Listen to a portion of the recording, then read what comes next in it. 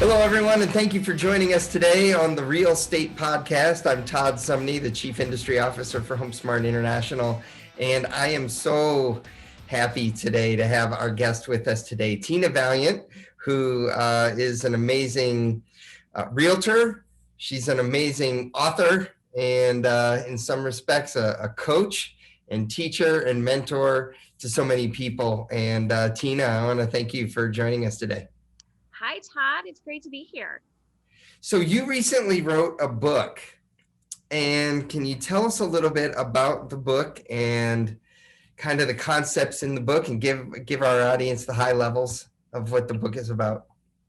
Definitely. So it was kind of crazy. I was at breakfast with my mom, and I had this vision of me standing on a stage in front of women that were crying healing tears.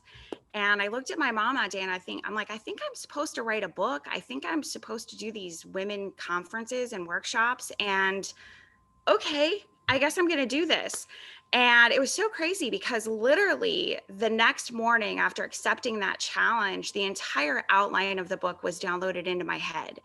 And then from that point, and I wrote the book in different places, like chapter 10 maybe came first. Chapter 1, which is my story, was the last chapter that I wrote.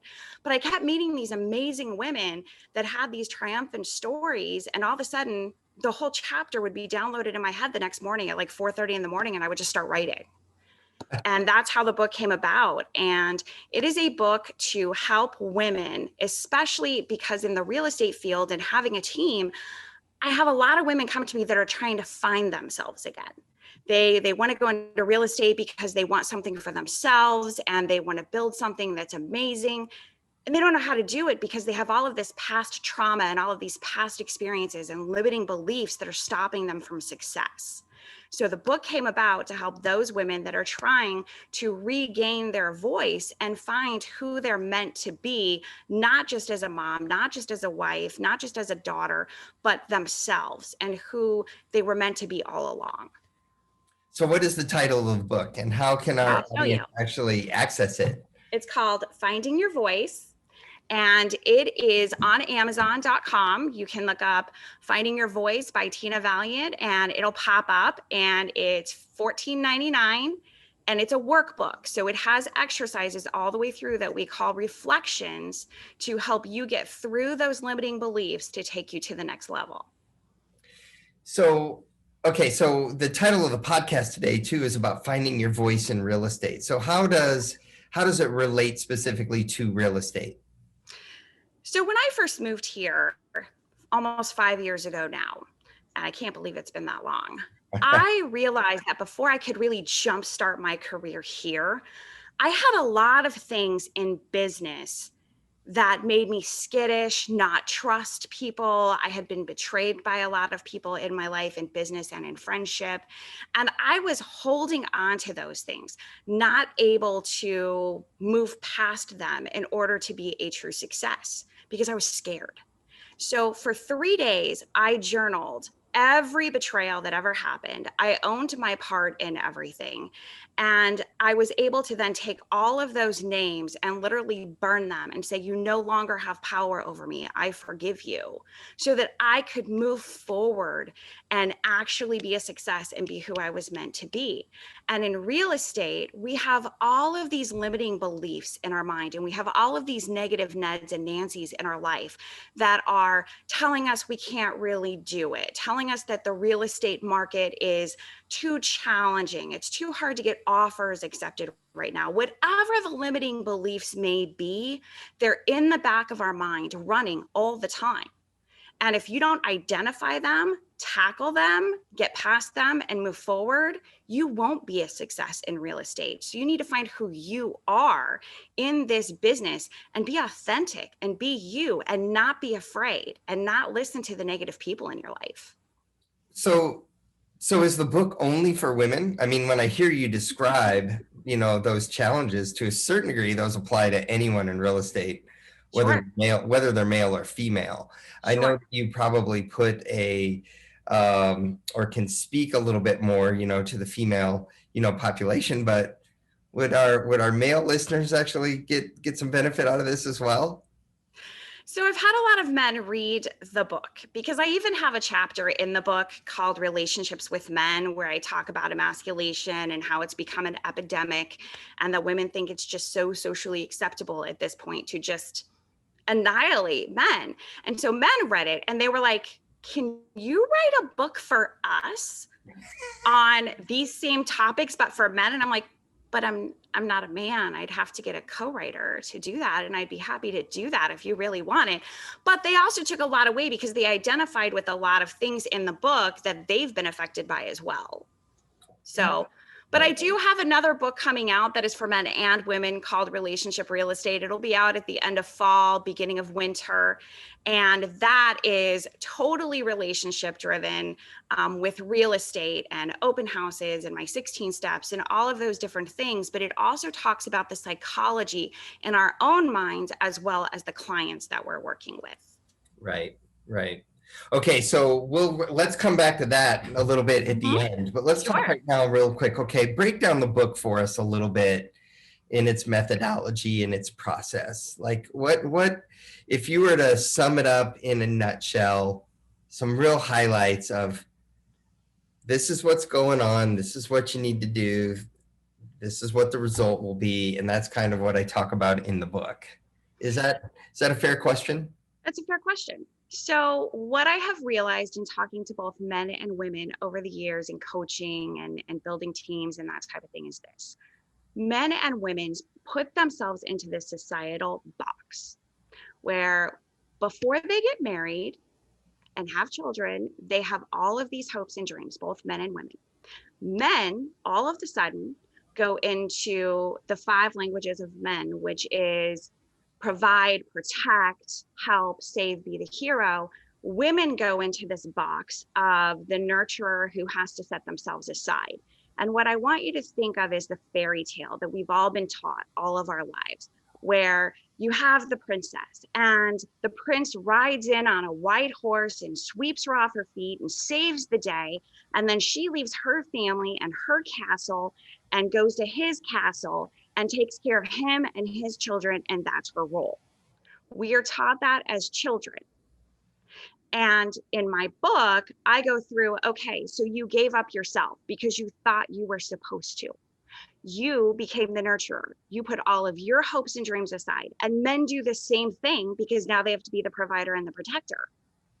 But what did you give up? And who asked you to do that?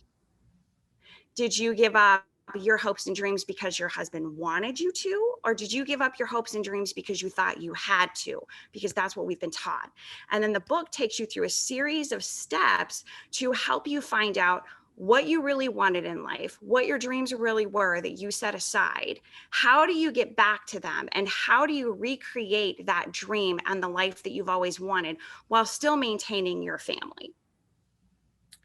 So can you highlight one of the stories from inside the book? I mean, I'm sure there are many different stories, Sure. in the book, but what's your favorite?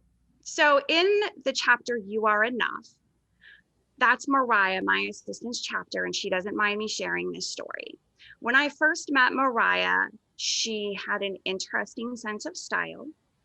She was very humble, very non-shy, like she could talk to anybody that came across her path. She used to be with another brokerage and did all of their training and everything that she was supposed to do. But at the end of the day, she still wasn't getting any clients. And she was very, very, very frustrated. So she wanted to be on my team. So I took her out and I, took her for the day. And quite frankly, and she knows this, I was a little taken back by what she was wearing and these little hats that she used to put on that she made. I don't even know what they're called. And she called herself the hat realtor. I don't know. That was her gimmick, I guess. Right. And and so after a day, and she had her trusty notebook and she kept taking notes on everything that I said the whole way through. So I asked her a few questions. And one of the questions that I asked her on the way home from this hour-long ride was, what do you really want out of life? And she started telling me that, she's been a successful mom and wife for a long time, but that she felt like she had a bigger purpose. And she wanted to do something that was just for her, something that made a difference in this world. and she didn't know how to get it. So she thought real estate would be a good way to try that. She was failing epically, so she felt like a failure across the board. She said that she wanted to make more decisions for herself, that she had gotten into this pattern of allowing other people to make all of her decisions for her. And she wanted to be successful in something that made her feel proud of her accomplishments, made her feel intelligent, made her feel like people liked her. And she was just hitting a wall with that. So I asked her a really tough question, and I had her get real with herself. And it was, okay, just based on how we look, if we walked into a listing appointment together, not because I'm the most beautiful woman in the world or anything like that, it has nothing to do with that, but I'm put together. If you were up against me in a listing presentation, who would win? And she said, well, you would. I said, you're right. Number one, it's confidence. Number two, I'm well put together. I said, if you know that, then why are you self-sabotaging yourself? And she just looked at me and she goes, you're right. I've been doing this all of my life. And it's time for me to stop self-sabotaging myself. So how do I move forward? I said, number one, we're going to go do a makeover. And you're going to feel good about yourself. Number two, we're going to hone in on what you're really, really good at. And that's what we're going to focus on. And number three, we're going to give you a purpose that fulfills that inner need and desire to be something other than just a mother and a wife. And she said, I'm scared. And I said, that's okay. Because sometimes we have to get uncomfortable before we can get successful. Right. And that's her story in You Are Enough, because Mariah is enough and always has been, just as she is. Right. So tell me a little bit about some of the reflections or the homework assignments. Can you highlight a couple without giving everything away? Sure. So most people don't know that I had a very tumultuous childhood. I had every abuse imaginable by the age of 7. And if anybody could be a victim in life, it could have been me. And I choose to be a survivor. And one of the reflections in the book is going through the people that have caused you pain, whether it be abuse physically, mentally, spiritually, whatever the case may be, and tackling those pains head on so that you can let them go. And I go over this in the forgiveness chapter, because in order to truly move forward in your life, you have to forgive. And if you talk to any CEOs or any big people out there, the top 5%ers out there, they will tell you that they meditate on forgiveness as a daily routine, that they realize 99.9% of the time, people that afflict you with something, it's not personal. It's because of who they are, what they've experienced, and what they know. So in the forgiveness chapter, I take you through a series of how to look at the bigger picture of people that have hurt you and recognize that it had nothing to do with you, and go through this whole series of how to forgive those people by looking at their whole big picture and your big picture and how you allowed them into your life. And in those reflections, we also talk about how to forgive yourself for allowing those situations into your life, because that's actually the hardest part. Right. So obviously you this has been a big process for you, a long process to a certain degree. What's your big takeaway from going through this process and putting either your life or your experiences on paper? What's it been like? It was a healing process for me, for sure. Like I said, my story was actually the last story that I wrote. And the book is full of different triumphant women's stories and things that they had overcome in their life and chose to be a survivor and not a victim. And I think that at the end, the very last day that I wrote the very last sentence, punctuated the last word, I just had this downpouring of emotion come out of me that I didn't expect. And it was like, okay, it's complete. I've healed through this. I've put my story out there, which is not easy to do, but maybe, just maybe, my story will help other people to realize that they can survive and succeed and thrive too. Right. So what'd your mom think of the book?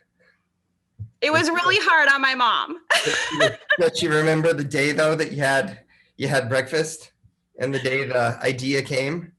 Okay, so this is funny. So everybody says they're going to write a book. Everybody. So I think when I told my mom, she was like, okay, all right. Now, my family has learned over time that when I say I'm going to do something, I typically succeed in doing that.